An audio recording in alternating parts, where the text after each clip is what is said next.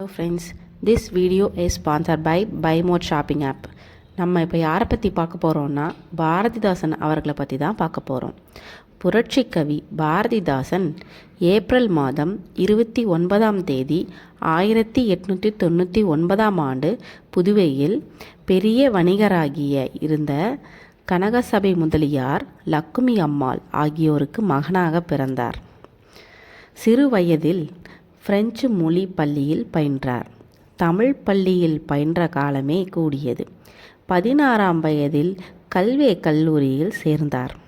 தமிழ் மொழி பற்றும் தமிழ் அறிவு நிறைந்தவராகவும் இருப்பதால் 2ஆம் ஆண்டில் கல்லூரியில் முதலாவதாக தேர்வு பெற்றார்.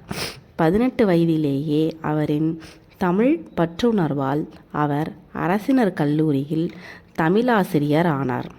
இசை உணர்வும் நல்லெண்ணமும் கொண்டவர். சிறுவயதிலேயே சிறு சிறு பாடல்களை எழுதி தனது தோழர்களுக்கு பாடி காட்டுவார். பாரதிதாசன் பாண்டிச்சேரியில் பிறந்து பெரும் புகழ் படைத்த பாவலராவர். இவரது இயற்பெயர் கனகசுப்புரத்தினம். தமிழாசிரியராக பணியாற்றிய இவர் சுப்பிரமணிய பாரதியார் மீது கொண்ட பற்றுதலால் பாரதிதாசன் என்று தம் பெயரை மாற்றிக்கொண்டார்.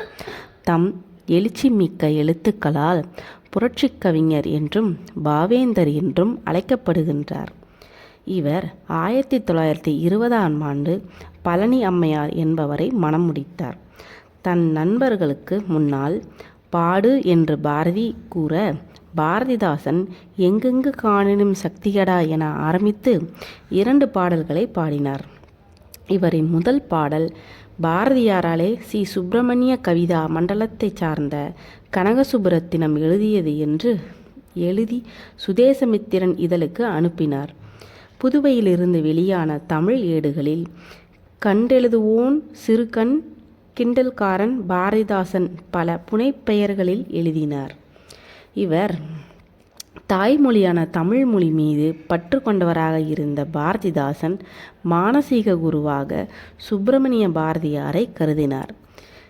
பிரபல எழுத்தாளரும் திரைப்பட கதாசிரியரும் பெரும் கவிஞருமான பாரதிதாசன் அரசியலிலும் தன்னை ஈடுபடுத்தி கொண்டார். 1954ஆம் ஆண்டு புதுச்சேரி சட்டமன்ற உறுப்பினராக தேர்ந்தெடுக்கப்பட்டார். பெரியாரின் தீவிர தொண்டனாக விளங்கினார். திராவிட இயக்கத்தில் மிகுந்த ஈடுபாடு கொண்டார். கடவுள் மறுப்பு, ஜாதி மறுப்பு, மத எதிர்ப்பு போன்றவனை தம் பாடல்கள் மூலம் பதிவு செய்தார். இவர் நகைச்சுவை உணர்வு நிரம்பியவர். இவரது படைப்பான பிசிராந்தையர் என்ற நூலுக்கு 1969ஆம் ஆண்டு சாகித்ய அகாடமியின் விருது கிடைத்தது. 1946 ஜூலை 29 அறிஞர் அண்ணாவால் புரட்சிக்கவி என்று பாராட்டப்பட்டு ரூபாய் 25,000 வழங்கி கௌரவிக்கப்பட்டார்.